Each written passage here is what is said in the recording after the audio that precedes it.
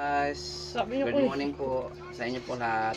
Nakuha ko po yung ayuda po sa IRS po na pinangako po ni Governor po na Albano po sa amin na tricycle driver. Galing po to sa Isabela City, Caguan City. Tapos po ako po si Rafael Calimben, Katoda Vlog po ako. Ito po yung bigas po na nakuha ko po January. January po to. Sa February po.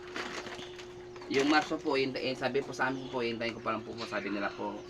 Ito yung December po na po, yung ano, binigay sabi ni Governor po na Albano po na December mo na po ako. At marami pong salamat po sa inyo po lahat po sa Governor po na sa gobyerno po na nabibigay po sa amin to na taxi driver. Malaki po sa amin po, malaki po sa amin, bakit po sa amin po to. Maraming po salamat po, Gob. Sana po marami pa kang matulong, Gob. Sa po yung gob namin si Albano Governor po. Salamat po, Gob. God bless you po. Hanggang dito lang po aking vlog. Pa-share po, pa-like po sa inyong lahat. God bless you po.